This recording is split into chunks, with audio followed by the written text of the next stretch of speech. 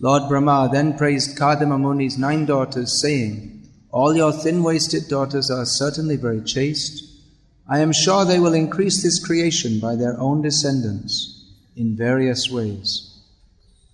Purport: in the beginning of creation, Brahma was concerned more or less with increasing the population, and when he saw that Kadama Muni had already begotten 9 nice daughters, he was hopeful that through the daughters many children would come who would take charge of the creative principle of the material world. He was therefore happy to see them. The word Sumadhyama means a good daughter of a beautiful woman. If she has a thin waist, a woman is considered very beautiful. All the daughters of Kadama Muni were of the same beautiful feature.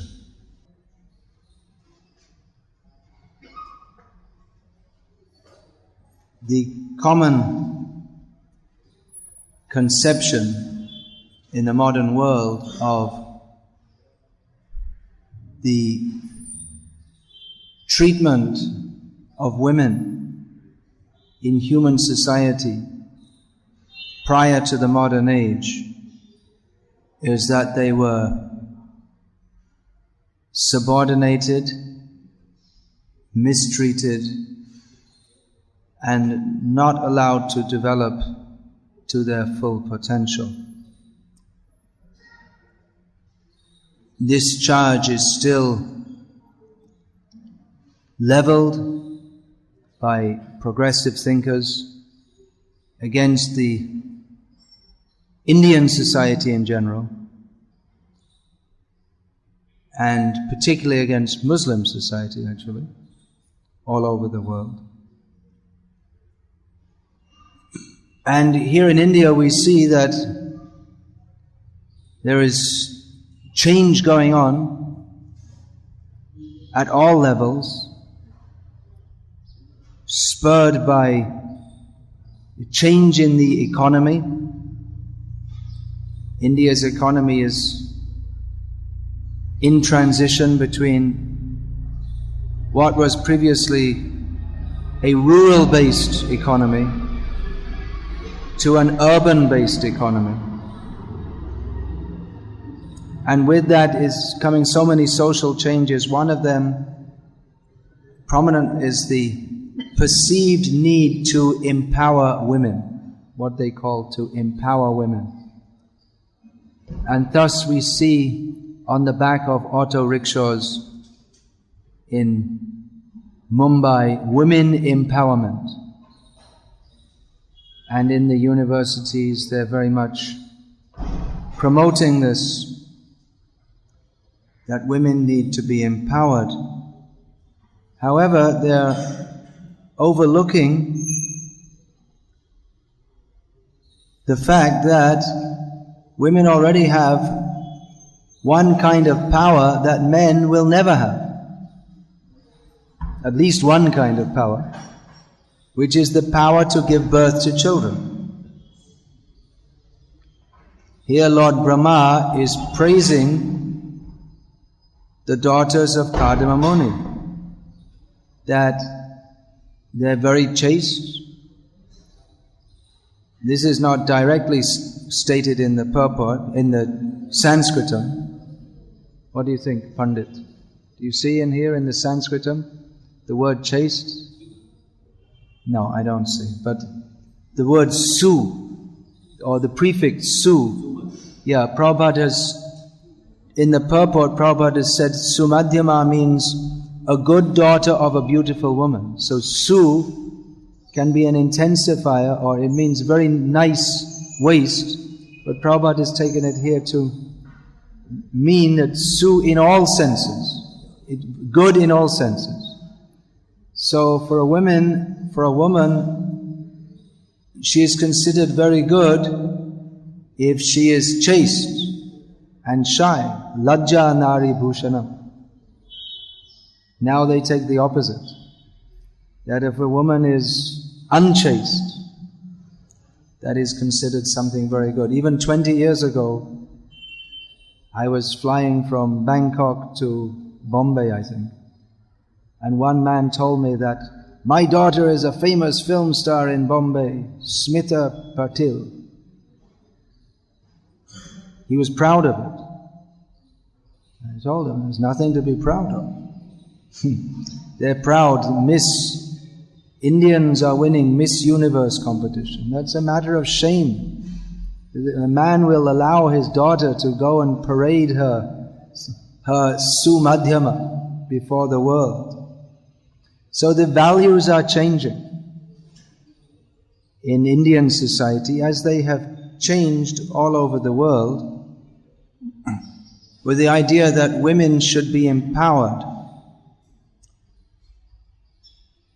the idea that they should lead a fulfilled life. Actually, it's just cheating. In all respects, it's cheating. They're saying women don't have they should be given the right to go to work. Who wants to go to work? You have the right to go and cram up in a Bombay train and then go to an office or a factory and work hard, and that's a right.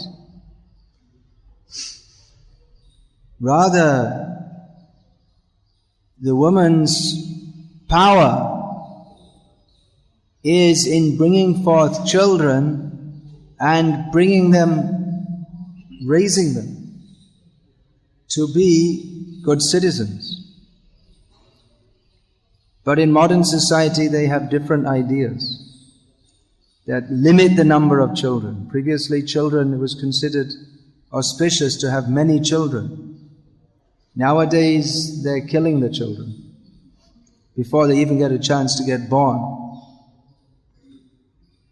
So the values of society have changed. They're saying that women were subordinate, oppressed.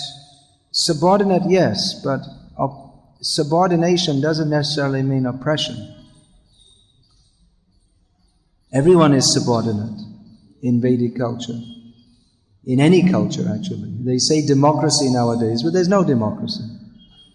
It's not that everyone's equal. You go and get a job, and then you get some job in some office or factory, and then you say, this is democracy.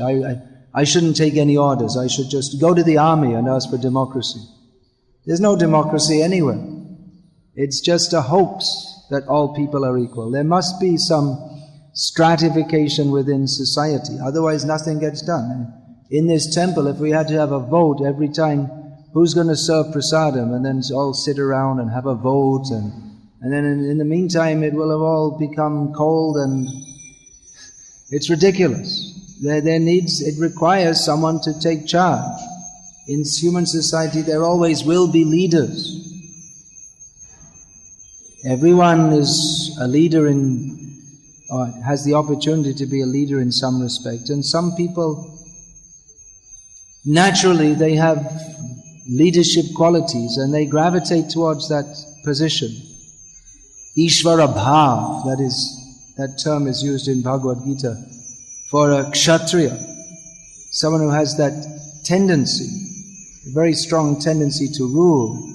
Of course, if that's misused, that's not good, but if he's a trained kshatriya like Yudhishthira Maharaj, then that is very beneficial for human society. One Yudhishthira is worth millions of Rajiv Gandhis or Sonia Gandhis or Manmohan Singhs, they can't take charge. They're not actually in charge. They're not ruling. There's so many different interest groups, and everything they do they have to consider in a political manner. Of course, a Kshatriya in Vedic society also has to consider in a political manner, but his commitment is actually for serving Bhagavan. That is who he is. Also subordinate to the Brahmana. The Kshatriya has the physical strength, but he rules according to dharma. He gets his strength from dharma. Dharma rakshati rakshitaha. He protects the principles of dharma, and thus he is protected by dharma. And this dharma means the way of life given by the Supreme Personality of Godhead for elevation of regulation and elevation of human society. And dharma means Bhagavan. It's also a name for Bhagavan. Dharma means that which sustains. So within human society, the Shastra Vidhi, the rules of Shastra, that is what sustains order in human society, which is centered on Bhagavan, who actually maintains everything. But people in the modern age, they have a completely different outlook. This atheistic outlook that man is the architect of his own destiny. Of course, that's true to some extent. But this idea that we shall conquer over and control nature, there's no need for any God, that's an outdated idea. So we shall, by our own power, we shall conquer nature. So this idea that and then we have this, it's all the exploitive tendency. We shall exploit nature and control. So they presume that in Vedic society, because it's very stratified. Women are subordinate, Shudras are subordinate, Vaishyas are subordinate, Kshatriyas are subordinate, and Brahmanas are apparently independent, but their independence comes because of their natural dependence upon dharma. They have independence because they are supposed to be totally dependent upon, they are surrendered to the Supreme Personality of Godhead. Therefore they have independence. So everyone is dependent. Everyone from Krishna down, even in the spiritual world, everyone is dependent. But this foolish idea on which the whole of modern society runs is that we should all have freedom and equality, but there's no freedom and there's no equality. You should be free to do what you like, but where's the freedom? You have to die. We're all bound by the laws of nature. We are not free. If we're free, then if you want to choose what you want to do, then no one's going to choose to die. Of course, nowadays people being so much frustrated, so many people committing suicide. But that's again because of the frustration which they make in modern society. They've made it so frustrating because they're telling everyone you're free and you should enjoy, but there's no freedom and they're not enjoying, and then they become frustrated. I saw maybe a couple of years ago in the newspaper in England that it's become quite common that gangs of young girls, 13, 14 years old, they roam about and attack people and kill them and take their money. You're looking shocked. I was shocked.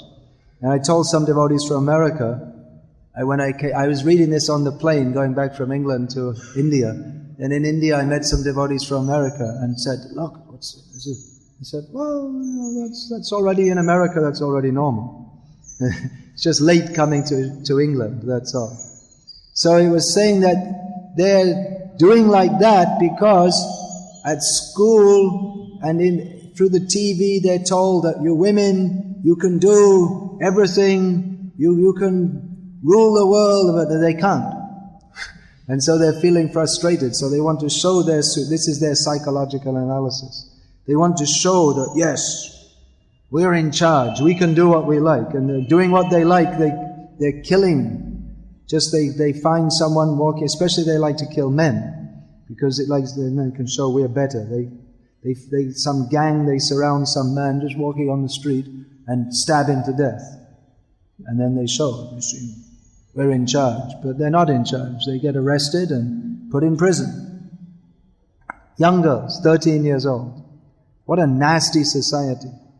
So they're saying the position of women is so much better nowadays because they're free. Free woman, that's called Swarini. That's a Sanskrit term. Swarini it's a term it actually means a prostitute. Is that a proper translation? Who just does vyabhicharini, just does whatever she likes. Anyone who acts independently without following the rules of dharma is condemned.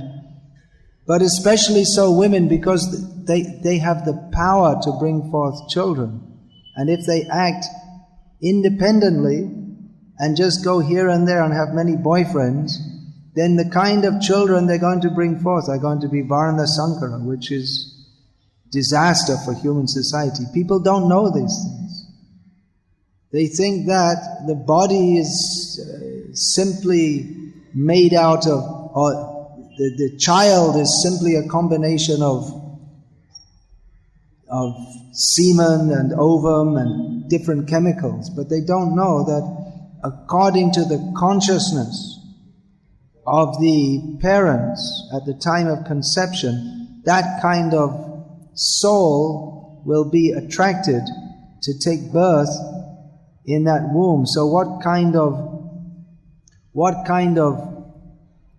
low consciousness is going to be attracted to take birth from people who have no motive in engaging in the sexual act than for personal enjoyment? It's so irresponsible that this act is the sexual act brings forth children into the world. It's such a matter of responsibility. But they take it only for enjoyment. And children are an unwanted byproduct, so you can throw them out. Abortion. So the whole outlook is different. And they're so puffed up that, yes, we know now all of human society for so many thousands of years, they were wrong, they were exploitive, they were oppressive, and now we know better. We know better than everyone in the past, and now we've made everyone equal. And if you don't agree that everyone should be equal, and we'll come and bomb your country to pieces and force you to be equal. So this is the freedom. We believe in democracy, and if you don't, we'll bomb you and burn you and force you to be democratic. Yeah. Democracy means, as it's going on at the present time, that whoever is the smartest in cheating others, they become prominent. That's all. The whole advertising industry is just blatant cheating, that's all. But it goes on. Pornography, huge business, billions of dollars business. They developed the internet with the idea that this will be the advancement of human society, we can share knowledge. But the biggest activity on the internet is pornography. And why doesn't any government stop this? They should stop. It's just, this is denigrating to women. This is dragging the human consciousness down so low. But it makes money. Brings in money, so. And actually they want the consciousness to be low. That's why people, they won't think on a higher level. They want them to think on a lower. If they think on a lower level, which means they don't think very clearly at all, then they'll believe all your advertising. Drink Pepsi and you'll be happy. They're not going to be, people, just like people who read Bhagavad Gita as it is, they're not going to be fooled by a Pepsi advert or by any advertisement. But they want people on a low level. Otherwise, how can their business of producing and selling all kinds of junk and making people's life based on working harder than an ass to purchase all kinds of things that they don't need, their society won't be able to run on if people are of higher consciousness, because they'll think, we don't need this. We'll just live and work for what we need and spend the rest of our time cultivating higher consciousness, Krishna consciousness. So pornography and freedom of women to wander here, there and everywhere and make connections with this man, that man, any other man, this is very good for keeping society on a very low level of consciousness. the Nazis of Germany, they were very intelligent in this regard. After invading Poland and Ukraine, all these different countries, one of the first things they did was make pornography widely available, so that the people who they'd be angry, they want to resist, they want to throw the Germans out, but then their mind is full of all this, and they become completely weak-minded, and they don't have any power they don't have any oomph, any sphurti, or what's the word, enthusiasm, or they don't have the guts or the energy to resist, because they just their whole thought just goes towards the lowest level, like that of the dog. Prabhupada described in his childhood, he used to see that some of the neighboring so-called gentlemen, they would bring some very nice, beautiful lady kirtan singer.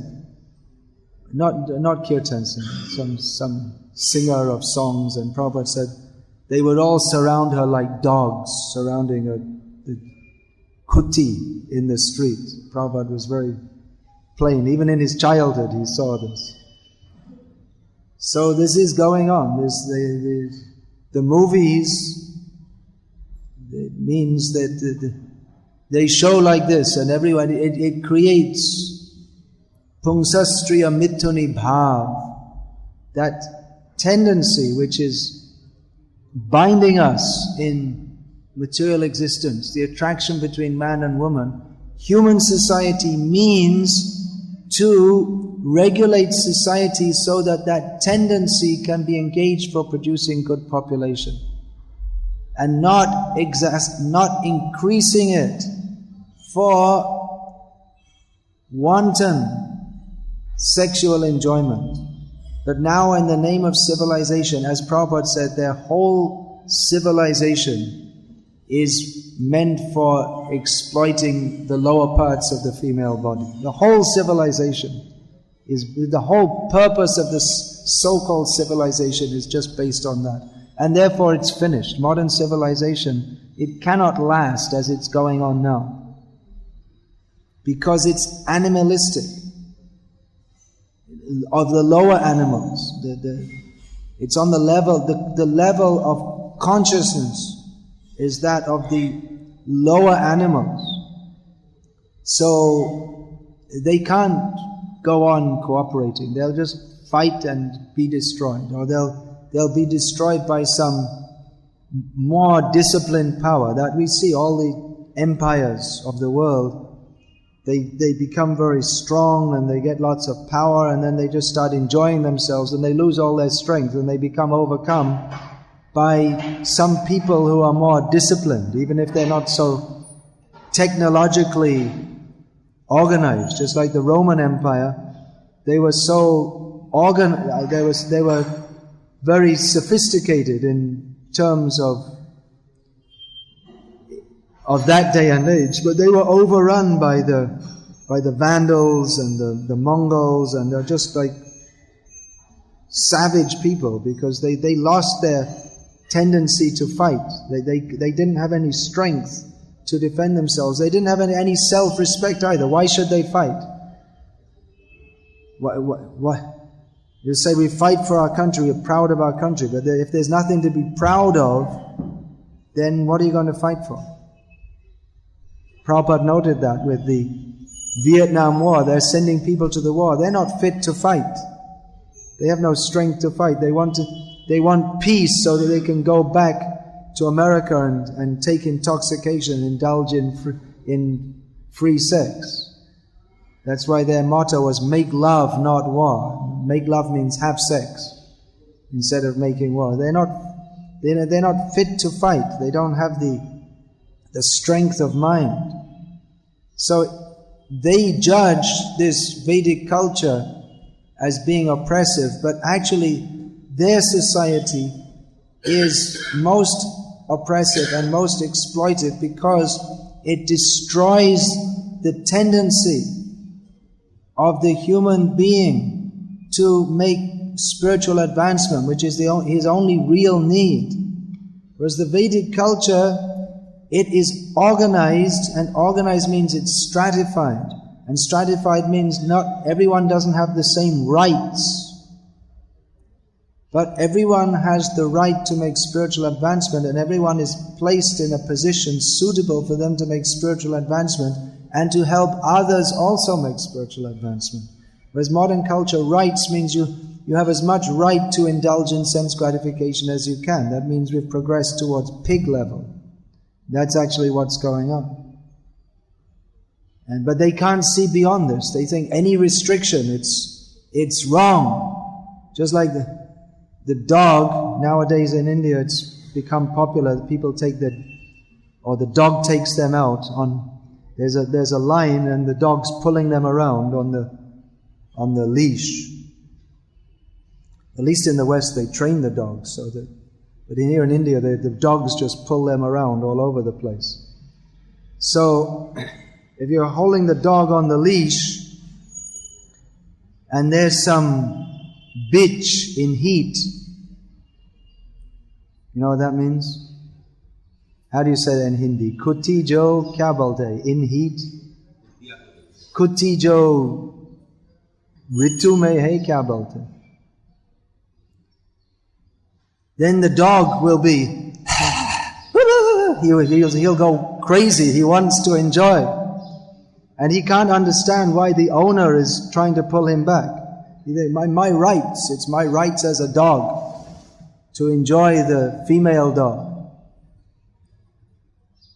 He doesn't have any higher culture or understanding. It's I feel I have to do it. But human society is meant for control, to control the lower nature so as to develop the higher nature.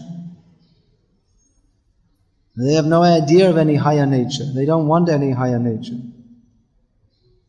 In the colleges, if the students go to the college and, no, we're not going to go to parties, we're not going to have girlfriends, we're not going to booze, we're not going to smoke. And they say, what's wrong with you? You're crazy. There was one devotee I know in Bangalore, he went to this call center, he was getting call center training. They threw him out. He was devotee, so why did they throw him out? He was doing his job okay, but he didn't like to go to parties, he didn't like to have girlfriends, and said, hey, what's wrong with this fellow? They didn't like him. He didn't fit in with the culture. So at least among ourselves we should know this clearly. Prabhupada so many times said, this modern society, it is not progressive. In India, people are so much overcome with this idea. Our country is making progress. We're going to be a superpower. Even us devotees, they say, it's so wonderful, but we're making progress means you have to work 12 hours a day. And you get a few pennies so you can... I was just in Goa. I just came from there. So people are thinking, I have a very good job and I earn enough money so that I can take my family and rent a bungalow in Goa for 2 weeks a year, and that's a great holiday. But I can live very peacefully and relaxed for 2 weeks a year in a nice bungalow. But previously everyone lived like that 52 weeks a year. And now you're thinking, I have a very good job and can make lots of money so I can go and relax for 2 weeks. You can't even relax even if you're in that situation, because you're so used to being unrelaxed and stressed that even if you get in that situation, you feel uncomfortable. I heard in America that people, they're living in big city like New York, and all night, just like in our temple in Brooklyn, if you're sleeping in the middle of the night, the train goes underneath and the whole building shakes. And there's always some noise, some siren and people shouting. So if people go into the country for a break, they can't sleep at night because they're used to all noises like this. So they take with them some recording, and in the nice peaceful place they play the sounds of people screaming and the whole building shaking. Then they can sleep. This is insane. It's crazy. The whole society is completely mad. And Indians are the most crazy people in the whole world because they have this good culture and they want to throw it out and become insane like the Westerners. I mean, if you go to the Pagalkana and you see everyone's crazy, you think, oh, that's nice, I'd like to be like that.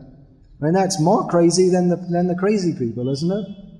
They're crazy squared or cubed. So, what to do? People are so stupid. They can see the whole Western society is everyone's completely disturbed. 70% of people take psychiatric treatment in America during their life. And the other 30%, maybe they're just too crazy to go. I don't know.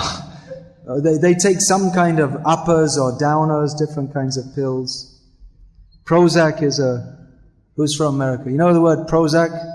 Heard of it? In America, everyone knows what Prozac is.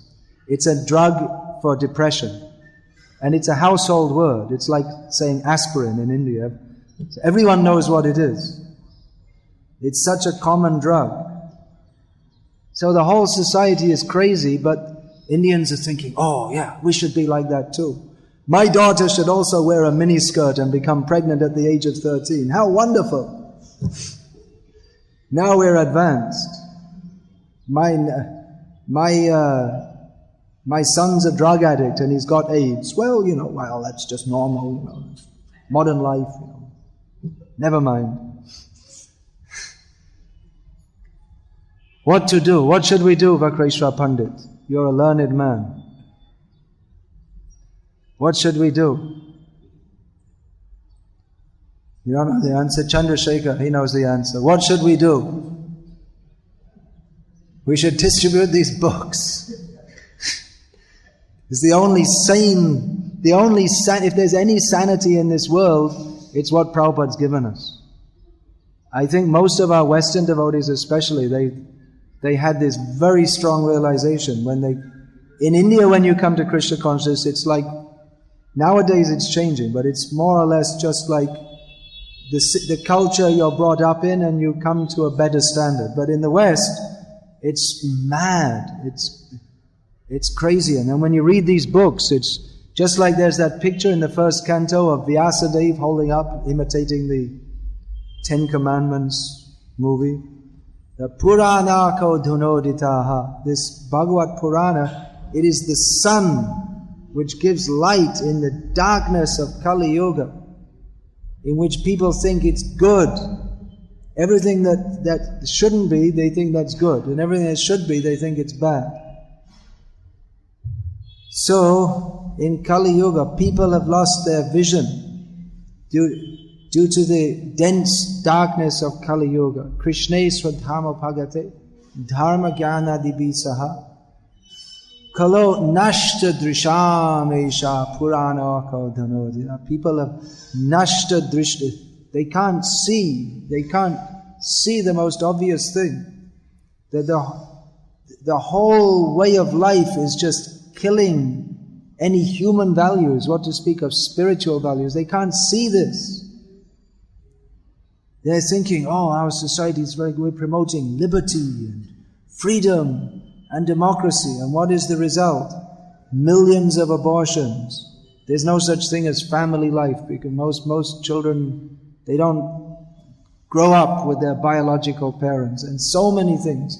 Gangs of young girls going on the street and killing people. You may say, well, it's not every young girl, but that there's even one such gang, what to speak of many, means that the whole society it's a symptom that the whole society is insane.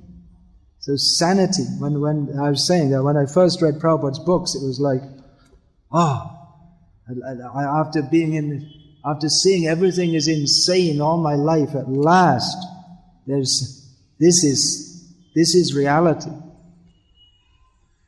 So we should give this. In India now also, people, they lost their culture. Living in the cities, people don't know anything. And even if they have any inclination towards spiritual life, then they have to get from some Ravi Shankar or just complete cheater nonsense, or some Bappa, or they're just all rascals, just cheating. I want to put this, so there's Ravi Shankar, my aim is to put a smile on everyone's face. And people say, oh, that's wonderful. If you're sadhu, you should preach that there's no happiness in this material world. Why you'll have a smile on your face? Have a smile on your face by chanting Hare Krishna. That's all. Otherwise, his aim to make everyone happy in a world which is full of misery means he's the biggest cheater. But people say, oh, this is wonderful. They're so foolish. So what is the solution? First of all, we ourselves should be convinced that this material life is not our position. We do not belong here. And this modern idea, progress, we're advancing human society, it's all bogus. It's all based on the principle of exploitation. They're simply cheating you. And you're thinking, I've got a good job. I only have to work 14 hours a day, and I get so much money that I'll have enough money to pay all my health bills when my health breaks down after a few years of working like this. I can go, now I earn so much money, I can go to the best doctor. Well, if you lived a normal life, you wouldn't have to go to the doctor. So, just cheating. So this Vedic culture, this is actual human culture. People, they don't understand because their aim is sense gratification. They cannot appreciate what is culture. That it may appear to them someone's being exploited, that is not exploitation.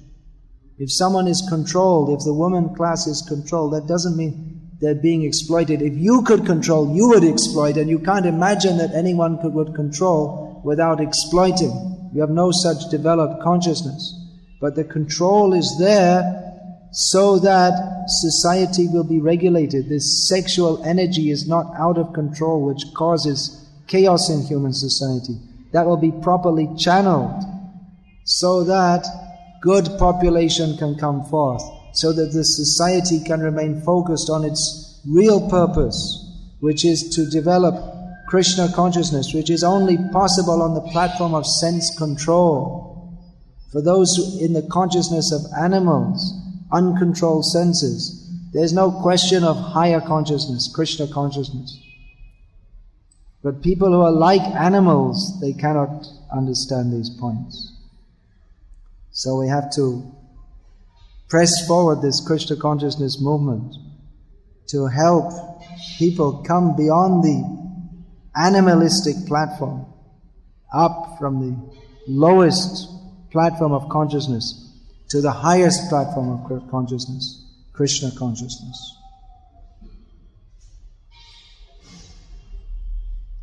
Is there any question about this, or comment, protest?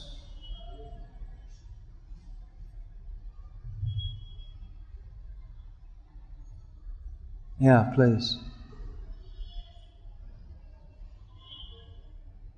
Controversial point. Controversial point, yeah. Actually, everything in Prabhupada's books is controversial.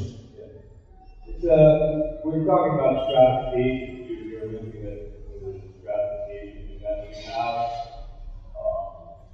the idea we must control women in order to. Not only women, but everyone. Everyone's under someone else. Yeah, and that's the point I want to make, is that we, in our ISKCON movement, is that we, and in India you see the control of women there, but because the Vedic culture is there, and in many sense the Vedic culture is there, then what is our plan here? Because in India especially, we see that, not in this country, but outside, the HIV AIDS epidemic is horrendous. The fastest growing population is young housewives who are living at home, following, being controlled. But their husbands are out doing all these things, and they come home to the woman, she doesn't even know she's bad, she's dying. She doesn't know, why am I dying? She's doing these things. So in this guy also, what arrangements have to be made, or being made? Because we have so many nice young brahmacharis who are being trained properly to control their senses. But not everyone can become sannyas. What arrangements have we made to help them to be able to get married properly, so that they don't become that cheating person who exploits somebody on the side and then comes home and they actually contract. What arrangements are we making after 35 years to help these young men remain pure to what they're trying to be trained? So, And women also. yeah. So this is a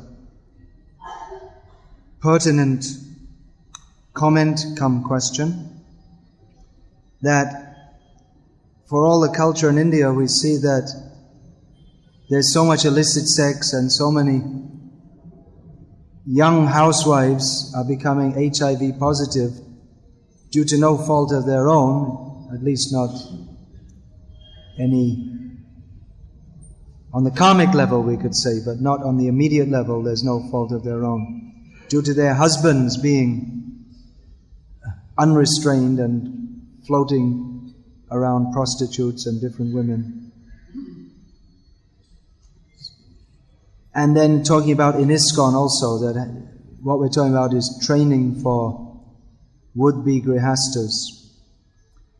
So what's going on in India at the present time is that the old culture is changing and opening up, and still many vestiges of it are there, but it's going on side by side with the opportunities for fall down, which are presented by the new culture. Previously, you're talking about young men enjoying here and there, young married men. But previously in family life in India, the young men, they're married, they weren't free. They were still under the control of their father. He was very strict. They couldn't go out here and there and do what they like. As I was saying in the beginning of the class, the whole culture is changing because of the economic changes, which urban, consumer, factory-based life it works against the joint family, the nuclear family is, or no family as it's becoming in the Western world. So it actually destroys the culture. So what we're seeing is a phase where the culture is being destroyed, and quite likely if things go on as they are, within one generation, whatever vestiges of the old culture will be gone completely. So whatever culture is being followed, isn't that amazing, by the way? That this culture, which is coming down for thousands of years, practically within one generation, it's just being totally destroyed. And they've accepted this Western way of life, which even in the Western world, it's also new there. In the Western world also there was no divorce, there wasn't this rampant free sex. It's all come up practically since the 1960s. And they're taking it as this should be the guide for all of human society, although it's completely against what any advanced human culture has ever been doing in any time all over the world. And whichever societies lived like that, like I was saying, the Roman Empire, they were just finished in a short time. So the foolishness is, what's the word? Humongous, to use that slang word. It's great, vast, amazing foolishness. So there's now ISKCON as a movement started in the Western world. It's more coming from the other side, that we came from the bad culture and we're supposed to be going towards the good culture, or the Prabhupada informed us of a higher culture, which to date you're saying what's being done? Well, not much. There are individual efforts. We haven't really grasped that culture. And of course these are controversial issues even within our society. But I must preface this by saying, in my opinion, that what's going on, because of our failure to capture the higher culture, our movement, especially in the Western world, we're trying to run on the Western, we're trying to be Krishna conscious within the cultural paradigms of the Western world, in which for instance, divorce is considered more or less okay. That it just happens to everyone, so don't worry about it too much. Find another partner and get on with life. Which seems practical, because that's what happens in so many cases. But it's not conducive for developing Krishna consciousness. Prabhupada's plan, as we all know very well, was to disassociate ourselves from this culture by making our own land-based communities in which we could live according to our needs. Because again, it comes down to economics. People get married, they have to support their family, and you can talk whatever you like about high ideals, but they need money right now. And they have to go out and work, and if you work, you have to work according to the demands of the boss, and you have to adopt the values of the workplace. So you take bad association, that's what happens. And then you start to think, by bad association, by associating with materialistic people, you begin to imbibe their values. So this is what's going on. It's a very big question. What's going on to help people? Well, there are individual efforts. In North America, there's what they call the North American Grihastha Incentive or something like this, in which they're recognizing the plague of divorce among our Grihasthas. They're trying to do something about it. But again, I must say, IMHO, in my humble opinion, not very humble actually, but they're going about it the wrong way, because they're trying to use modern psychological counseling techniques, which actually makes the problem worse. Because the modern psychological techniques, they're developed from the consciousness that I am this body and I'm meant to enjoy it, and the husband and wife, their relationship is based on how they relate to each other. Whereas the dharmic system is that the relationship is based on commitment and responsibility. That comes first. Not that, well, I can't get on with him, therefore I have to divorce him. But first thing is, there's no question of divorce. That should be the first thing understood. And then everything else follows naturally. I've seen myself that I shouldn't be, but I do, due to counseling grihasthas, and people come and say, one divorce. I say, no way. But we hate each other. Anyway, no divorce. Finished. And if they respect that, which I've seen people who respect that, then they get on fine with each other afterwards. Because as long as they're thinking we can divorce, then they're just trying to make the situation in which they can divorce. Where they think, well, I've got to live with him for the next so many, okay, all right. And somehow they've got to work it out. So the whole idea of holding to marriages together with blue tack or band-aid, this, how, well, he looked at me like this, and then he looked at me like that, and he said this, and then this modern psychology, it just puts you in the consciousness of I am this mind, and it puts all the emphasis on me, me, me, me. You sit with the psychologist and he talks to you, how are you feeling, and what happened to you in your childhood, instead of putting the emphasis on Krishna, that we're meant to serve Krishna, and all the psychological problems are immediately solved as soon as we know Jeev Krishna das abhishas korleta ardukanai. As soon as we understand we're the servant of Krishna, all psychological and all other problems are immediately solved. And as soon as we think I have to adjust this and adjust that, then you're on the material platform and the problems will never, ever, ever be solved. So it's a nice idea that they have some idea to improve the marriage situation, but they have to do it on the basis of Shastra, otherwise it'll just be more disaster. The medicine that they're giving is actually the same poison that causes the problem in the first place, in my humble opinion. I have to say that, otherwise they call me a fanatic. But actually, what is the opinion? It's actually, if we say in my opinion, then it's all useless. We have to see everything through Guru, Sadhu and Shastra. Isn't that the basis of Krishna consciousness? So, where does the psychologist fit in there? It's not guru or sadhu or shastra.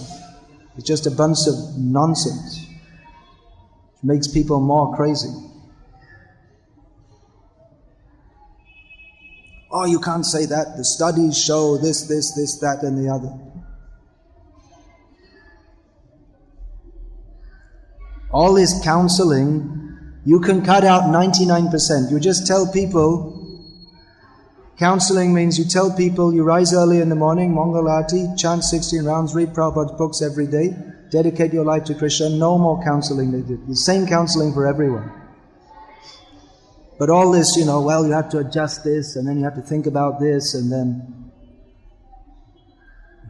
just makes people more mental. That's the whole problem.